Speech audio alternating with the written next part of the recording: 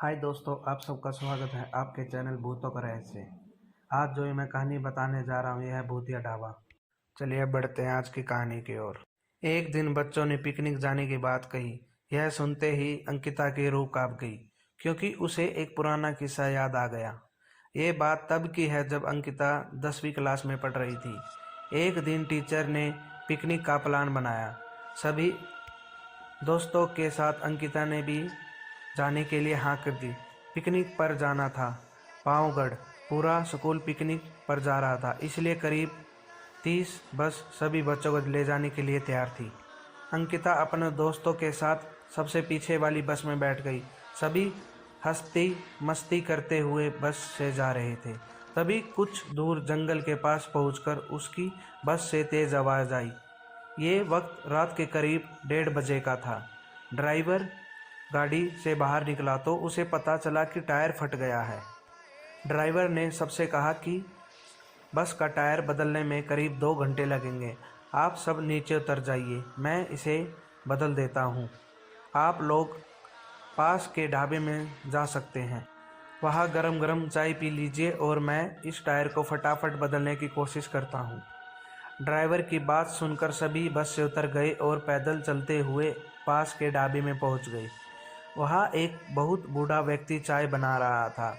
इतनी रात को ढाबा खुला हुआ और किसी इंसान को चाय बनाते हुए सबको हैरानी हुई। उस बूढ़े इंसान ने कहा, आप सब चाय पी लीजिए, यहाँ अक्सर लोगों की गाड़ी खराब हो जाती है, इसीलिए मैं अभी अपना ढाबा हरदम खुला रखता हूँ। आप जैसे राहगीरों को कुछ मदद हो जाती है। उनकी बात सुनकर सबने चाय का ऑर्डर दे दिया। उन्होंने कुछ ही देर में सबके लिए चाय बनाकर मेज पर रख दी। चाय पीते हुए अंकिता की आंखें एकदम ढाबे की छत की तरफ गई। वहां अंकिता ने एक औरत को सफ़ेद रंग की साड़ी में खुले हुए बाल लहराते हुए देखा। कुछ देर बाद वो ज़ोर ज़ोर से हंसने लगी। भले ही हंसने की आवाज़ किसी को ना सुनाई दे रही हो, लेकिन अंकिता ने उसे मुंह खोलकर हंसते हुए देखा था।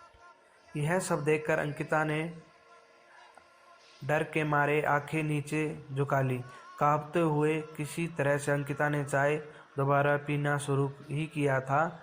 उसी वक्त जोर जोर से किसी के चिल्लाने की आवाज़ आने लगी, जंगल से आने लगी। ढाबे में बैठे हुए सभी बच्चों और टीचरों उस आवाज़ को सुनकर डर गए। सबको डरा हुआ देखकर उस बूढ़े इंसान ने कहा कि मैं देख कर आता हूँ क्या हुआ है, आप लोग यहीं बैठे रहो। इतना कहकर वो आवाज़ की तरफ बढ़ गया। तभी एक लड़की को खून की उल्टी लगातार होने लगी। उसको देखकर सबकी हालत और ख़राब हो गई।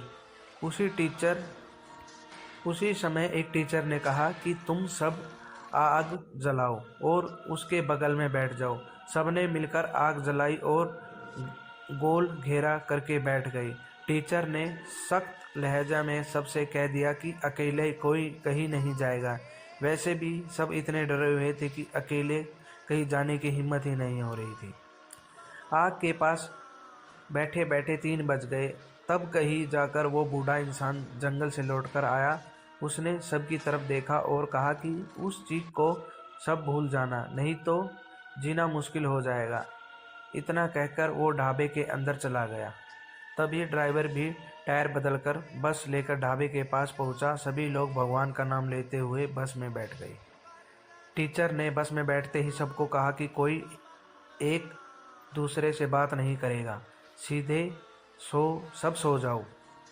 टीचर की बात सुनकर सब चुपचाप बस में ही सो गए। उसके बाद पिकनिक स्टार्ट पर पहुंचे। करीब एक हफ्ते बाद घूमकर आ गए। पिकनिक में किसी ने दूसरे बच्चे से रात के बारे में कुछ नहीं कहा, क्योंकि टीचर ने मना किया था। लेकिन पिकनिक से लौटते ही सबने अपने दोस्तों और दूसरी क्लास वालों से उस भूतिया घटना के बारे में बात की। आज पिकनिक का नाम सुनते ही यही भूतिया ढाबा की कहानी अंकिता के मन में आ गई। बच्चों को पिकनिक भेजने से डर लगने लगा। कहानी से सीख, बीती घटनाओं को भूल ही जाना अच्छा है, नहीं तो जीवन भर वो घटना डराती है। और ऐसी ही कहानी को सुनने के लिए हमारे चैनल को सब्सक्राइब करें। धन्यवाद।